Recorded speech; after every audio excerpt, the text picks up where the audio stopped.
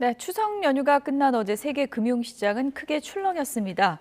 미국발 긴축 공포에 국내 금융시장도 아주 불안한 흐름으로 시작을 했는데요.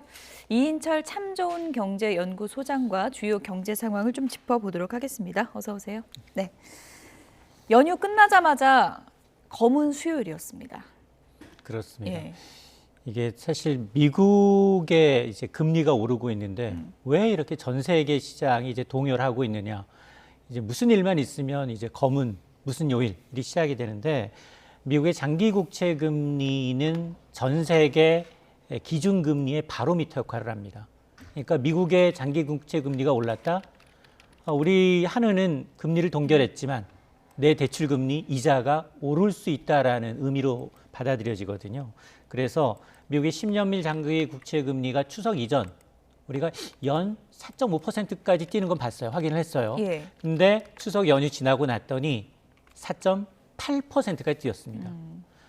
미국의 10년물 장기 국채 금리가 거의 5% 육박하고 있는데 이건 글로벌 금융위기였던 2007년 이후 16년 만에 최고치입니다.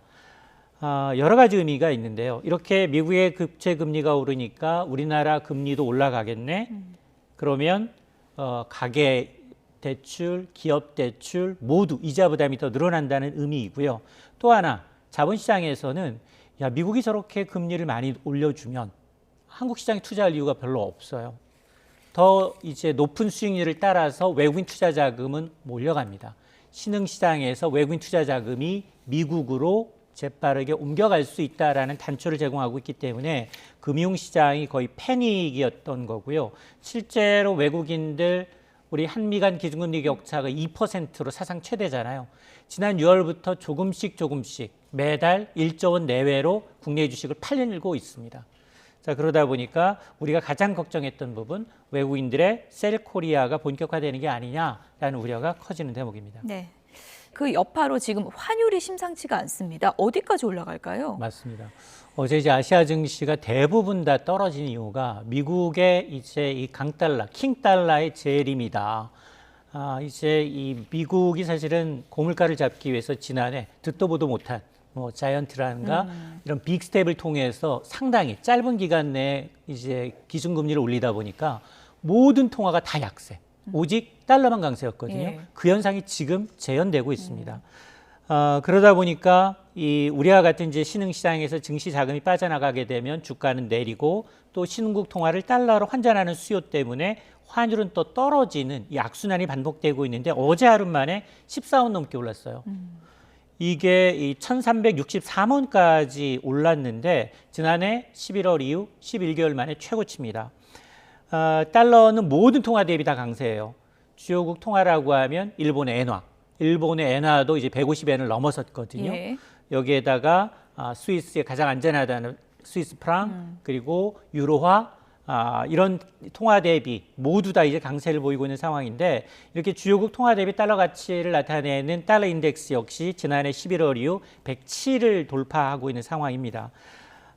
사실은 이제 파월 의장은 단순히 노동시장이 너무 견고하니까 그리고 인플레이션 목표치 2%대까지 긴축 기조를 유지하겠다라고 얘기했을 뿐인데 점점점 이전 좀 연준 내의 목소리도 지금 3% 후반에 머물고 있는 물가를 잡기 위해서는 고금리가 상당 기간 이어져야 한다. 예. 그리고 이제 최근 발표되고 있는 고용 지표가 상당히 견고해요.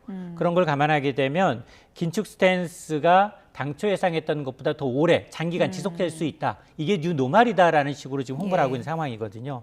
그러다 보니까 1360원 들으면 우리 1400원 걱정이 돼요. 1450까지 오를 수 있다 뭐 이런 전망도 있던데요. 맞습니다. 왜 이런 얘기가 나오느냐. 예. 단기적으로 달러를 멈출 수 있는 요인보다 달러가 위로 튈 수 있는 요인들이 더 많다라는 그렇군요. 겁니다. 지금 보면 이제 어쨌든 변수는 미국이 죽어야 미국 경기가 좀 죽어줘야지만 달러가 약세를 보일 텐데 예. 미국 경기가 고용시장 좋죠. 여기에다가 소비 위축되지 않고 있죠. 일자리 계속 늘다 보니 가장 중요한 게 이제 고용 변수가 되는데 단기적으로 보면 현지 시간으로 6일 발표되는 고용 지표 서비스업 부분의 일자리가 얼마나 늘었는지 이게 아마 또 달러 강세, 환율의 예. 또 흐름의 변화가 될 수 있는데 예상보다 고용 지표가 이제 좋다라고 하면 달러는 더 갈 수밖에 없고 그러나 고용 지표가 예상치를 밑돌면 이제 달러와는 약세로 반전될 텐데 오늘 새벽 뉴욕 증시가 이걸 그대로 반영하고 있어요. 민간 고용 지표가 둔화됐어요. 예. 미국 경기가 좋지 않겠네. 그러면 긴축 기조가 조금은 짧아질 수도 있겠네라는 우려 이게 악재가 오히려 호재로 반영이 되면서 국채 금리는 내리고 미 증시는 올랐거든요. 특히 기술주 중심의 나스닥 지수는 1% 넘게 올랐기 때문에 어제와 뉴욕 증시가 하루 만에 굉장히 하루 만에. 차이가 났어요. 그렇습니다. 예. 문제 발단은 뉴욕 증시인데 예. 혼자만 쏙 빠져나오고 있어요. 예. 근데 우리 증시 오늘은 일단 강보합세인데 이게 좀 불안한 강보합세여서 2,400선 코스피가 이제 지지 여부를 좀 확인하셔야 합니다. 예. 앞서도 소개 좀 해주셨지만 미국 연준에서 최근에 매파들의 목소리가 커지고 있거든요. 저희가 그래픽으로 좀 정리를 했는데 보여주시면 좋을 것 같습니다.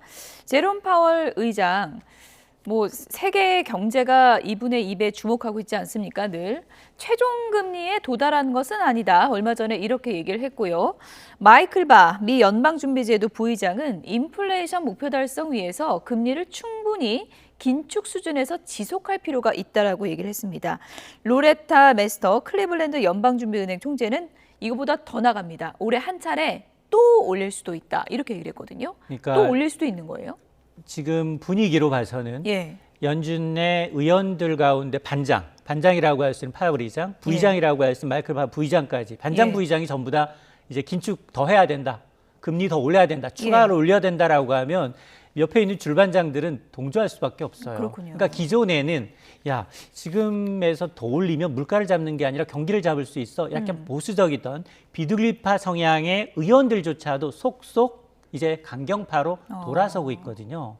그래서 실제로 올해는 2차례 남았어요, 미국은. 예. 11월, 12월. 연준의 통화정책회의가 2번에 남았는데 지금까지는 이제 나타나는 이제 경제 지표에 따라서 일희일비하고 있지만 한 차례 더 추가로 인상할 가능성은 절반 이하입니다. 근데 점점점 그 비중이 높아지고 있어요. 그래서 가장 큰 요인이 어떤 거예요? 가장 큰 건 이제 고용 지표예요. 고용 지표예요. 왜냐하면 기준금리를 지난해 3월만 하더라도 제로였단 말이에요. 근데 1년 5개월여 만에 5.5%까지 올랐단 말이에요. 예. 이게 미 역사상 가장 단기간에 가장 가파르게 오른 거예요. 그럼에도 불구하고 미국의 고용 지표가 좋다? 여전히 구인구직을 하고 있다는 거예요. 매달 1,000만 건씩, 예. 1,000만 명씩 기업들이 구직을 내고 있다. 사람을 찾고 있다는 얘기거든요. 자, 그런 지표가 발표되다 보니 이제 10년물 국채 금리가 오르면서 내년에도 당초 연준의 이 의원들의 속마음은 뭐였느냐? 내년 되면 기준금리를 그래도 한 4차례 정도는 내려야 돼. 라는 전망에서 무슨 얘기야? 지금의 경제 상태를 감안하게 되면 4차례는 안 되고 2차례 정도로 줄었어요. 그러니까 상반기보다는 하반기 쪽으로 갈수록 이제 금리 인하 기대감이 있는데 그런 걸 점점점 희석시키고 있는 발언들이 지금 나오고 있다는 겁니다. 인하 얘기가 좀 쏙 들어가는 그런 분위기군요. 근데 요즘에 워낙에 대출이자 많이 내다 보니까 파월 얘기 때문에 스트레스 받는다 이런 분들도 많고 파월의 인기가 좋을 수가 없는 상황인데 이걸 의식한 건지 파월 의장이 SNS를 시작했다고 합니다. 그래픽으로 좀 보여주실까요? 인스타그램을 시작하고도 인사를 올렸다 그래요. 안녕하세요. 제롬 파월의 애칭이라 그래요. 제이파월입니다 라면서 인스타그램을 7년 만에 시작하면서 굉장히 친화적 행보를 보이고 있는데 댓글이 참 재밌습니다. 귀엽다. 그렇지만 또 대출 비용 올리겠지. 악플이 상당히 많았다 그래요. 맞습니다. 예. 제가 우리 이 개인 투자자들, 예. 미국 증시 투자하시는 분도 예. 올렸을 가능성이 상당히 높아요. 예. 사실은 이거 찾아가서 또 올리는 분들이 있지 않을까 그런 맞습니다. 생각도 드네요. 연준 의원이면서 연준 의장의 경우에는 굉장히 신중한 언어를 사용합니다. 그래서 SNS를 자제해요. 자제함에도 불구하고 여기 이창용 총재가 SNS 하는 거랑 똑같아요. 그렇죠. 그러면 하루하루 국채 금리며 시장 외환시장 분위기가 달라지거든요. 물론 그런 이제 상징성 있는 굉장히 좀 인사 정도, 자기의 애칭을 이용한 인사 정도 말이지만 그럼에도 불구하고 7년 만에 왜 이 시점에? 그러니까요. 라는 의혹이 들 수밖에 예. 없잖아요. 너무 빨리 금리를 올리다 보니까 이 금리에 대해서 그렇다고 해서 물가를 잡았느냐. 물가는 물가대로 고통을 받고 있고요. 금리 너무 올리니까 고금리가 장기화된 데 따른 어떤 국민들의 대중들의 어떤 불만을 좀 의식해서 달래기에 나선 게 아니냐라는 이제 해석을 할 수밖에 없는 상황입니다. 예. 어쨌든 뭐 SNS도 하고 이제 노력을 하고 있는데 파월 의장이 이제 대중이 이런 상황을 좀 이해하는 게 상당히 중요하다 그런 인식을 좀 갖고 있다고 하는데 이게 또 진정한 소통으로 이어질지는 좀 봐야 될 것 같고요. 그나마 요즘 조금 희소식인 게 반도체인 것 같아요. 반도체는 지금 살아나는 분위기인 건가요? 일단 이 반도체가 이제 어쨌든 제조업이 조금씩 회복세를 보이고는 맞아요. 지금 예. 산업 생산이 지난달 8월 산업 생산이 일단 30개월 만에 최대폭으로 이제 증가를 한 건 맞습니다. 그 이면을 들여다보면 반도체 생산이 늘고 있는데 반도체가 그동안 재고 너무 많이 쌓여서 팔리지 않는다고 그래서 감산 조치까지 했는데 생산이 늘었다라고 이제 생각하실 수 있는데 일단 이제 반도체 생산이 1년 전보다 8.3% 증가한 건 맞습니다. 이게 지난해 7월 이후 이제 반도체 생산이 늘어난 건 13개월 만인데, 그러니까 우리가 늘 만들었던 이제 범용 제품의 생산이 늘어난 게 아니라 고성능 메모리 수요가 늘면서 반도체 생산이 늘고 있다라는 거예요. 예. 그러니까 재고는 조금씩 줄고 있는 건 맞지만, 그러나 이제 그나마 우리가 수출 부진의 주범으로 꼽히던 반도체. 여기다 대중 수출도 연중 최고로 늘었거든요. 예. 그러니까 이 두 가지가 회복이 돼야지만 어쨌든 우리 경제가 비빌 언덕이 생긴다라고 뭐 상저하고든 이 전망에 이제 밑그림이 그려질 수 있는데 지난 이제 8월의 산업 생산만을 놓고 보면 어쨌든 수출도 줄고 수입도 줄었지만 수입이 더 많이 줄어서 나타나는 불황 영역자지만 그 내용을 좀 들여다보면 어쨌든 이 인공지능 이 AI를 바탕으로 한 고성능 메모리에 대한 수요는 굉장히 견고하구나. 근데 이게 사실은 경기가 굉장히 민감하잖아요. 그래서 이게 뭐 한 마리 제비가 왔다고 이제 봄이 온 건 아니다라는 예. 것처럼 이 추세를 좀 볼 필요는 있습니다. 이게 일회성인지 아니면 이제 뭐 엔비디아라든가 여러 가지 그래픽 칩을 만드는 업체들이 정말 수요가 좋아서 삼성이라든가 SK 하이닉스가 이 생산을 증가한 건지 여부는 조금 더 지켜봐야 합니다. 바닥 찍었다 이 전망을 좀 미뤄야 되는 거군요. 그러니까 어쨌든 반도체는 예. 최첨단 반도체가 아니라 범용 반도체가 살아나면 반도체는 중국하고 밀접한 관계가 있어요. 우리가 만든 반도체 40%는 중국으로 향해서 예. 수출해야 되거든요. 근데 중국 경기가 살아나지 않으면 이게 절반 가까이 매출 의존도가 높기 때문에 근데 코로나 끝나고도 왜 이렇게 안 살아나는 거예요? 중국 경제는? 중국은 아시다시피 부동산 문제가 심각하잖아요. 부동산 문제가 심각하죠. 그다음에 소비는 위축되고 있습니다. 고용시장 위축되고 있다 보니까 물론 요즘 최근 들어서 이제 뭐 중추절이며 국경절이며 해외여행을 지금 단체 여행을 풀면서 조금씩 이제 회복되는 조짐은 보이지만 이게 일시적인 건지 여부는 좀 확인할 필요는 있습니다. 예. 그리고 이제 오늘 우리 물가 지표가 나왔는데 소비자 물가 지수가 좀 오름세를 또 보이고 있는 것 같거든요. 이거 물가 좀 뭐 비상등 켜진 건가요? 아니면 아직까지는 좀 괜찮은 건가요? 어떻게 보세요? 일단은 밀가는 이제 기저적으로 보면 지난 이제 7월에 2.3%까지 낮아졌다가 8월 그리고 9월 3%대입니다. 8월에 3.4 찍었는데 예. 또 9월에는 3.7%까지 더 올랐어요. 우리가 누누이 얘기했습니다만 농축수산물 불안하고요. 전기가스 요금 많이 올랐어요. 19% 넘게 올랐거든요.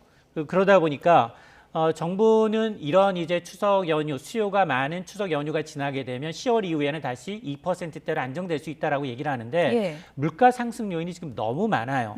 기조적으로 지표 물가는 뭐 2% 내외로 떨어질 수 물론 있습니다. 그럼에도 불구하고 지금 보면 일단 기름값이 불안해요. 국제 유가가 오늘 조금 떨어지긴 했어요. 예. 국제 시장에서 떨어지긴 했지만 여전히 연중 최고 수준을 기록하고 있고요. 그리고 공공요금 8월에 버스 요금 올랐는데 오늘 7일부터 지하철 요금 오릅니다. 여기에다 우유값 10월부터 인상됐고요. 그리고 국제 설탕값이 지금 12년 만에 최고치인데 이 설탕과 우유는 기본 식자재, 기초자재예요. 예. 기초재료로 들어가기 때문에 예. 이건 뭐 밀크플레이션, 예. 또 슈가플레이션이라고 해서 다른 여러 품목 연동돼서 다 오를 수밖에 맞습니다. 없죠. 예. 여기에다가 이제 이 공공요금, 이제 불안요금, 특히나 한전의 적자가 한 200조 원이 넘어요. 이러면 지금 4분기 전기요금 인상 여부 결정해야 되는데 지금 산자부 장관부터 비롯해서 대부분 한전에서는 전기요금 추가 인상해야 한다라는 목소리가 나오고 있기 때문에 아마 정부도 고민이 깊을 거예요. 예. 세수 감안하게 되면 유류세 인하 여부 10월까지 연장해놨지만 과연 해야 되는지 지금 방향은 지금 하는 쪽으로 가고 있거든요. 예. 지금 뭐 휘발유 놓으신 분 아시겠습니까? 마땅한 대안이 또 없잖아요. 없어요. 예. 리터당 서울도 지금 1,900원에 가까워지고 있어요. 오늘 봤더니 1,877원. 그리고 전국적으로 1,800원의 휘발유 가격을 형성하고 있어서 아마 정부의 고민도 깊어질 겁니다. 물가 관리와 관련해서 추경호 경제부총리가 오늘 아침에 어떤 얘기를 했는지 좀 듣고 오겠습니다. 9월 소비자 물가는 전년 동월 대비 3.7% 상승하였습니다. 올해 들어 물가는 전반적으로 둔화 흐름이 이어지고 있으나 7월 중순 이후 국제 유가가 큰 폭으로 상승하고 여름철 농산물 가격 상승 등이 겹치며 2달 연속 3%대를 기록하였습니다. 다만 그동안 물가 상승의 주요 요인이었던 서비스 물가의 상승세 둔화가 지속되는 가운데 물가의 추세적 흐름을 보여주는 근원 물가도 3% 초반을 유지하고 있어 계절적 요인이 완화되는 10월부터는 점차 다시 안정화될 것으로 예상됩니다. 하지만 최근 국제유가 변동성 확대 등 물가 불확실성이 여전한 만큼 정부는 서민 물가의 조속한 안정을 위해 총력을 다하겠습니다.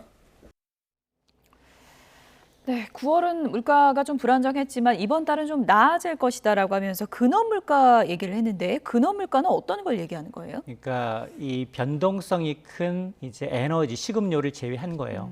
사실 국제 유가는 우리가 어쩔 수 없잖아요. 그리고 날씨에 영향을 많이 받죠. 농산물의 경우에는. 예. 그러니까 그렇게 변동성이 큰 걸 제외하고 물가 흐름을 기본적으로 파악할 수 있는 코어 핵심 지수라고 하는데 근원 물가의 경우에는 아직도 3% 초반인데 이건 잘 내려가기도 어렵고 올라가기도 어려운 기조적인 추세에 있는 거예요. 변동성이 큰 걸 제외했기 때문에.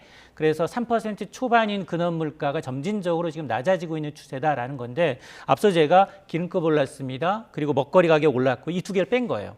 이게 이제 우리가 체감하는 게 좀 빠진 거예요. 소비자들이 직접 체감하면서도 예. 실생활에 지불 비중이 높은 것들 여기에다가 공공요금 남았어요. 그러니까 공공요금은 사실은 정부 의지대로 인상 시점을 뒤로 미룰 수는 있거든요. 그러니까 그런 걸 감안해서 한 얘기인 것 같습니다. 예, 지표 보면서 많은 분들이 이제 장바구니 물가에서 가장 많이 체감을 하니까 요즘에 저도 장 보다 보면은 사과는 거의 비싸서 못 사겠다 이런 분들이 많더라고요. 맞아요. 제가 입이방정이라고 예. 이 자리에서 사과 아마 추석 때 한 개당 10,000원 줘야 할 예. 것 같습니다라고 했는데 제가 정말 하나에 10,000개짜리를 사서 선물했어요. 아, 이게 사실 과일은 예. 1년에 한 번 재배를 해서 다음 해 핵과일이 나올 때까지 저장했다 두고 먹어야 되는데 과일의 이제 낙과돼서 생산량 자체가 20%가량 줄었죠. 그리고 이제 상품성도 뛰어나지 않아요. 예전만 하지 못하다는 겁니다. 그렇군요. 똑같은 과일을 산다 예. 하더라도 그런데 이제 이걸 이제 계속 수요가 많았던 특히나 이제